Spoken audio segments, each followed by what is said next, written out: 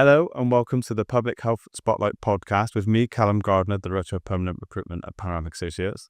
And I'm excited to be joined with Andrew Furber, the Regional Director of the Northwest for the Department of Health and Social Care. Welcome. Thank you. Thank you for joining us. We're very excited. We've had quite a bit of interest and you find out that we're speaking to you today. So appreciate you're very busy. For the audience, it'd be great, as we start, just to understand what got you into public health in the first place. You've had obviously a very an amazing career, but what got you into public health? Let's start. Well, firstly, thank you very much for the invitation today to be part of this series. I look back over some of the previous podcasts you've done, and there's some great episodes. So I commend people to look back at the first series, as well as hopefully following this series as well.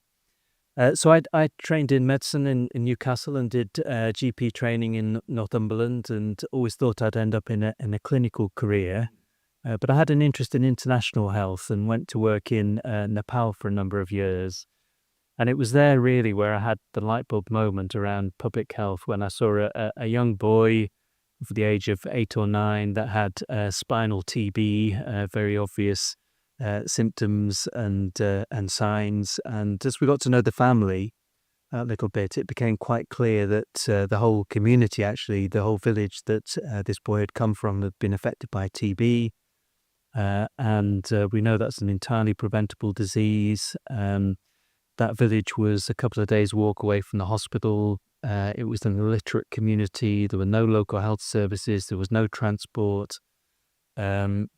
The family's understanding of the disease was very limited, and that kind of made me think, well, this tragic situation could have been prevented.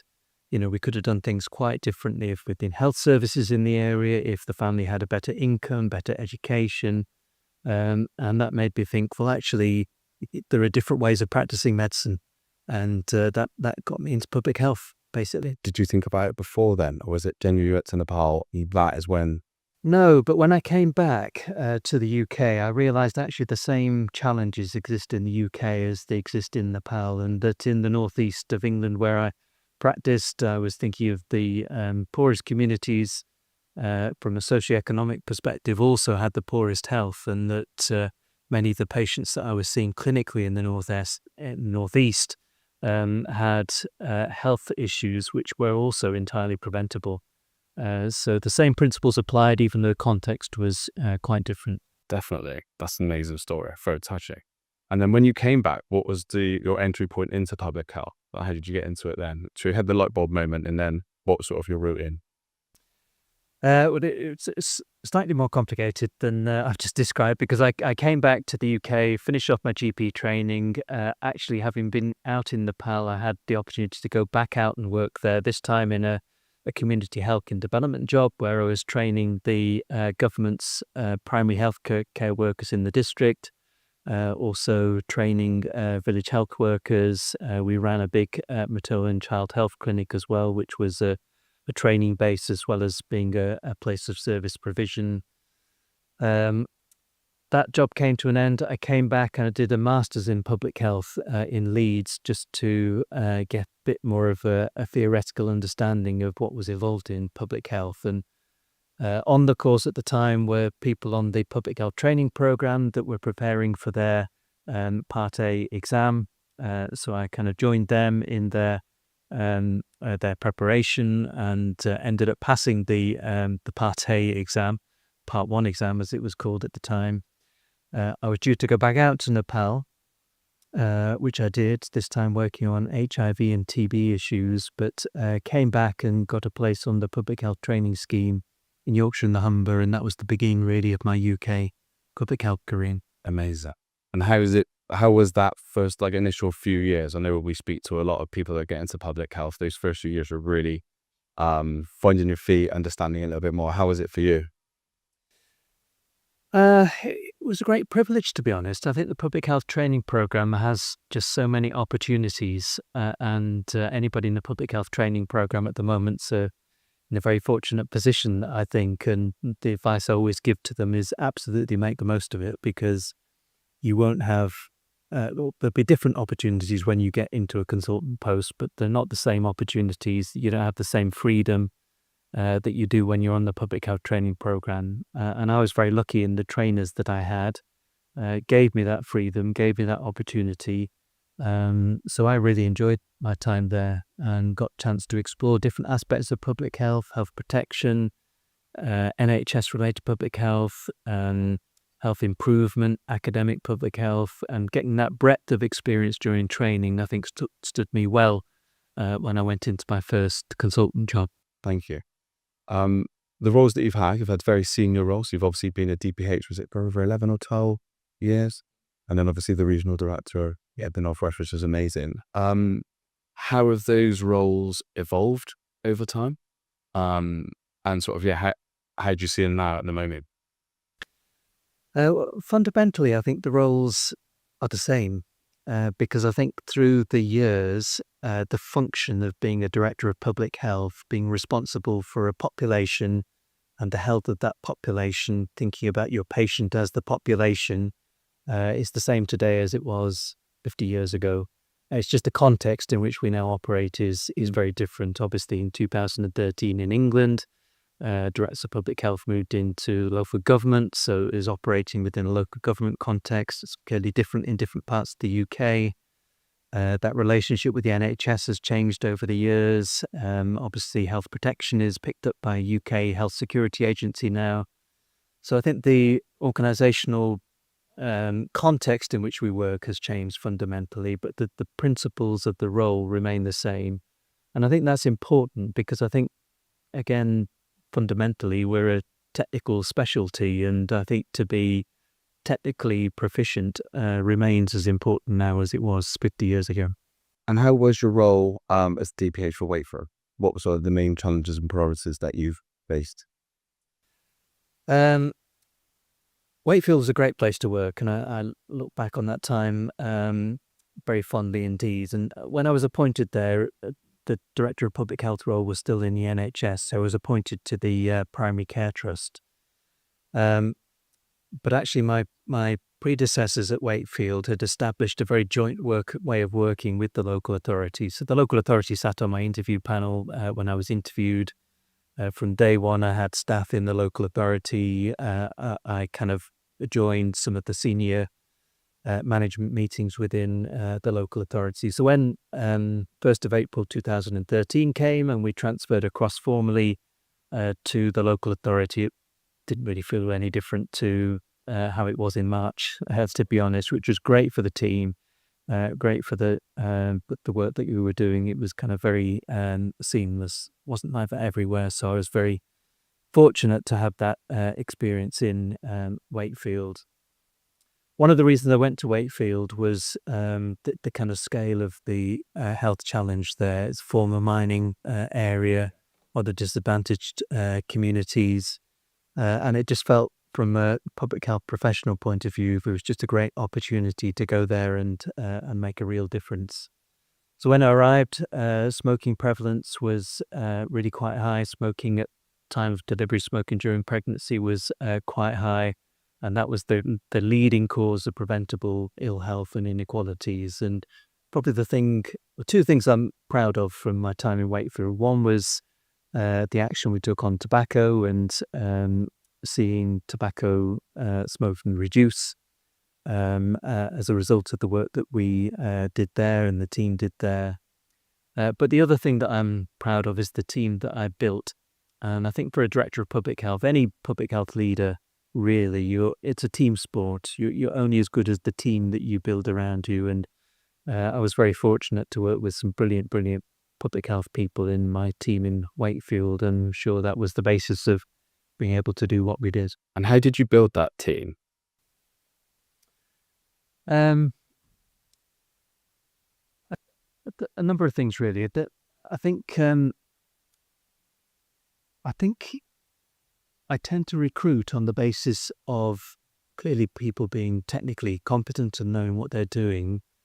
But for me, passion is really important. And if you don't feel sort of passionate about the role and enthusiastic about what you're doing, what's the point, really? And so that for me is always something really important. Actually, when I sit on local authority interview panels now, that's what elected members are looking for. That's what chief execs of local authorities are looking for. They're looking for people that know their stuff, of course, but who are really passionate about the job and keen to come in and make a difference.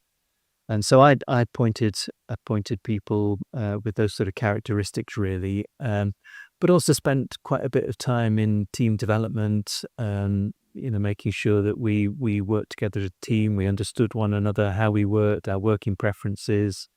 That team development's really important, I think. Amazing. Like, it's not just you that makes it a success, right? And like you said, when you left, it carried on, and obviously you built a really good foundation then for what you called to build on. So no, that's amazing. Moving on to the ADPH. So when you were president there, what was that role like? Must have been very interesting. And also, what sort of like challenges and authorities did you face? Yeah. It was a huge privilege, really, and very grateful. It's a very stressful thing to go through an election. I have great sympathy for our politicians who put themselves through it every 4 or 5 years. But to be elected into a role by your peers is a great honour and a great privilege. And I thoroughly enjoyed my time as president of the Association Director of Public Health. And as I was kind of reflecting back on what I did and what I enjoyed about the role, I think there were kind of 3 things that stood out to me. One was the kind of corporate aspect to it. So during my time, we moved to being a charity. I worked with our chief executive on building the staff team that we've got at ADPH, and really they're the engine room of how we operated as an organisation. But also getting stakeholder feedback on how they perceived the Association of Directors of Public Health. So we did a sort of organisational 360. Where we recruited an agency that did some interviews with some of our stakeholders, just so that we got a better perception of how impactful we were as an organisation. So I think those corporate things are really important. Again, for any leader to build up that kind of corporate side is important. I think the other key thing for me was that we're a membership organisation. It's really important, I think, that the president and the leadership of the organisation reflect the views of the membership. And I think once you stray away from that, you get into difficulty. So it was always important for me to listen to our members, and I spent hours going around the country meeting directors of public health, which was hugely interesting, actually, and getting their views firsthand as to how they were feeling about things and what it was like for them across the 4 nations, actually. And I was very mindful that most of my experience was in England, and it was really important for me to understand how colleagues in Wales, Scotland and Northern Ireland were feeling, and incorporating their perspectives as far as possible in the work of ADPH UK. Yeah. So that was really important to me, understanding the views of members, which then helped in terms of our policy work, because obviously ADPH gets invited to express views around policy issues. And the big one at the time was vaping. And Public Health England was thinking through its policy position on vaping. So they were very keen to engage directors of public health. And so we had a role around that, and a number of other policy issues at the time, air quality, for example. So being strong corporately, enabling us to engage with members effectively, then influencing policy. Thank you. Very interesting. Vaping still going on. It's a massive issue, isn't it? Still. And air pollution as well. Huge. Obviously, what we need to talk about the OBE. So in 2022, you were obviously awarded the OBE for your services in public health. What did that mean to you, both professionally and sort of personally? But before that, how was the day? How was it? It was fantastic. Thank you. I was able to take my family along. Managed to get an extra ticket from my mum. Oh, amazing. To come. So it was. They know how to put on a good day. It was the Jubilee one, for then. these things. It was, yes, yeah. So it was an incredible day, and a complete surprise when the envelope arrived. I hadn't in any way been kind of expecting anything like that. So it's a complete shock, and the whole system's a bit of a mystery to me, to be honest. I still don't know who nominated me or what they said about me, but yes, so it was literally a great honor.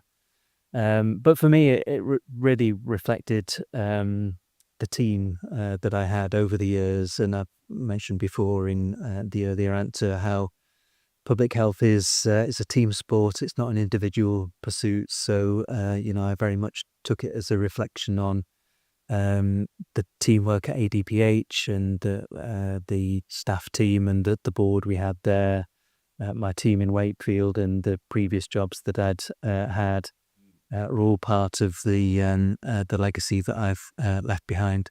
Definitely. It must have been an amazing day. Your mum must have been very proud, I can imagine. She was. That's Yeah, amazing. no, she had a great day. Like you say, it's not a team, it's a team sport, and it's not just yourself. Like you said, like all through the whole of your career, it sort of obviously led up to that moment, which is amazing. Is there a specific project, program of work that sort of really stands out to you, or that you're really proud of in your whole career, that you're like, yeah, that was sort of like the defining moment, or one that just sticks with you? A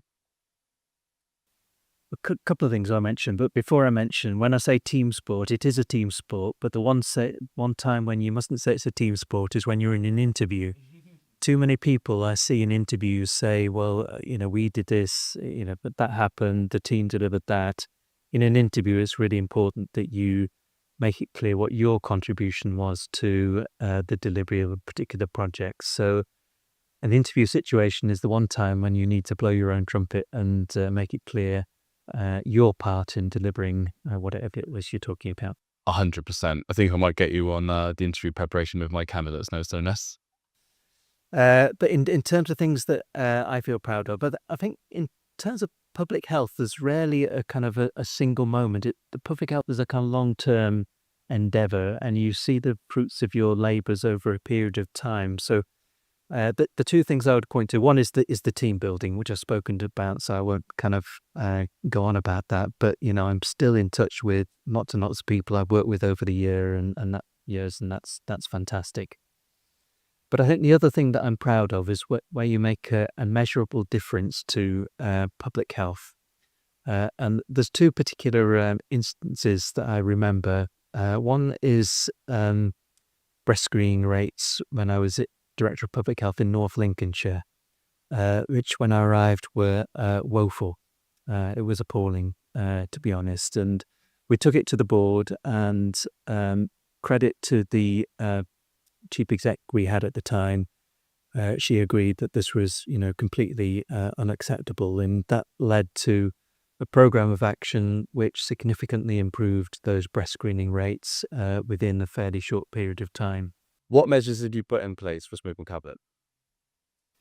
Well, reducing smoking prevalence is probably one of the areas where we've got the very best evidence base of many of our public health interventions. So we really know what works in terms of firstly having an alliance of the stakeholders that are required to reduce smoking prevalence. So if you're working in a local authority area, having a strong tobacco alliance with all your partners around the table is really important.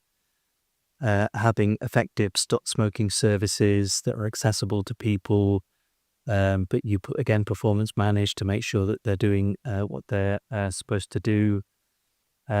Supporting people at critical junctures in their life, which is often when they've been admitted to hospital or if they are pregnant. So making sure that NHS stop smoking services are available to support people in those circumstances.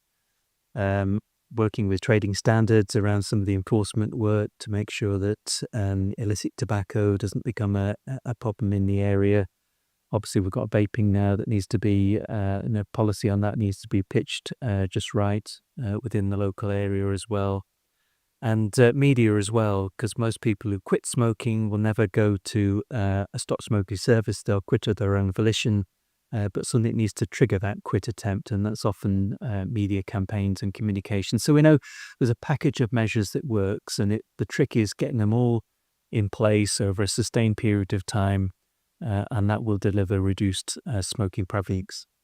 So bringing all that up to present day now, obviously the regional director of the Northwest, what are the biggest challenges and priorities that you're facing, how are your team adjusting? So I'm really fortunate to have a great team, both on the NHS England side and the Department of Health side, because as you know, the regional director role covers both organisations. I think the thing that surprised me when I moved across to the Northwest in 2020 was the extent of the socioeconomic deprivation in the Northwest. Seen plenty of it in the Northeast and Yorkshire and the Humber, of course.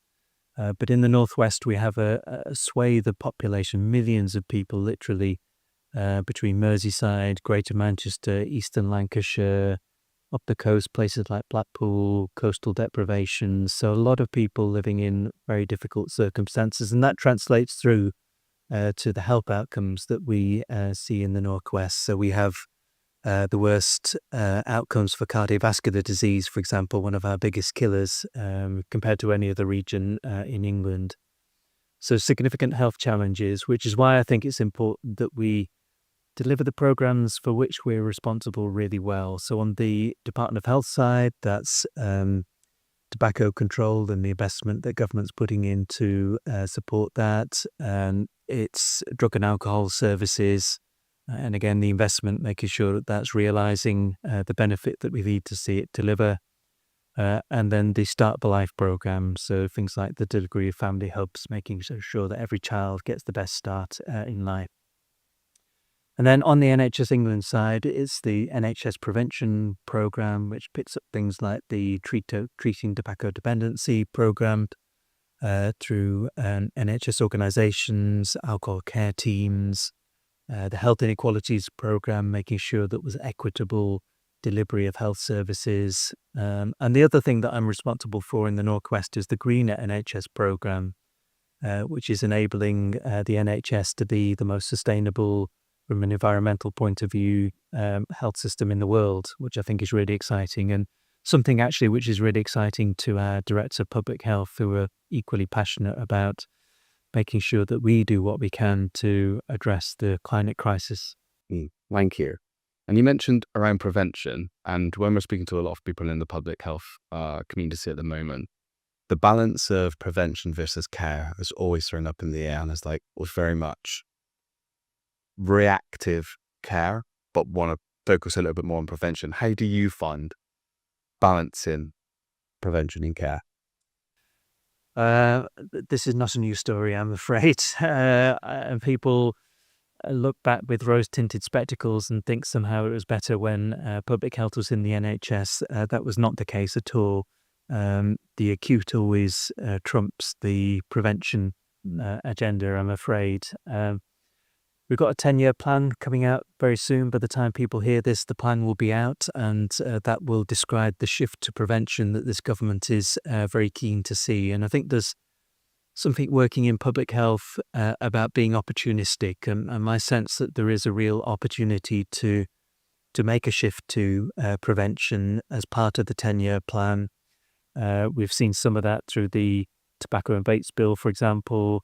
I think that's a very exciting opportunity to deliver a smoke-free generation, and there will be other things that we can hook onto and make sure that we do realise some of that potential to deliver on prevention. But it's always going to be the poor relation, so that's why we need to be small p politically astute to try and seize the moment when we can. Thank you.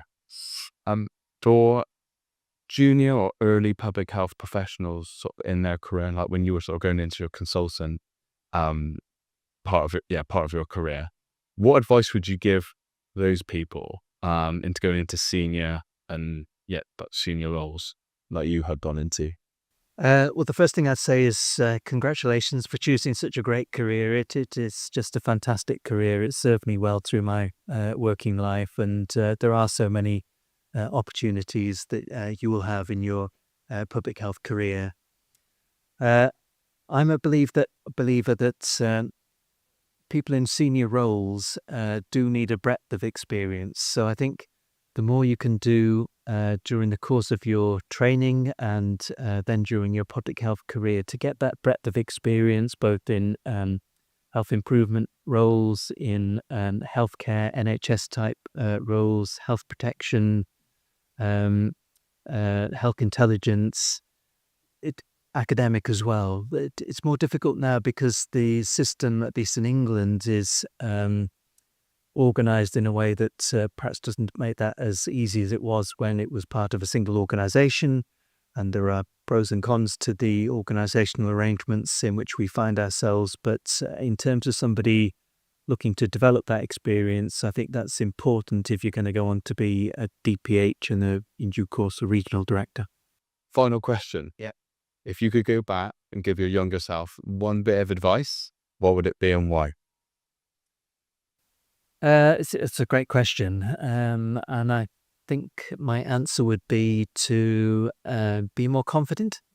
I think imposter syndrome is something that affects many people, certainly affects myself and has affected me during my career. But I think one of the things I've learnt during my career is that, you can have the confidence to speak up. You can have the confidence to go and speak to those very senior people.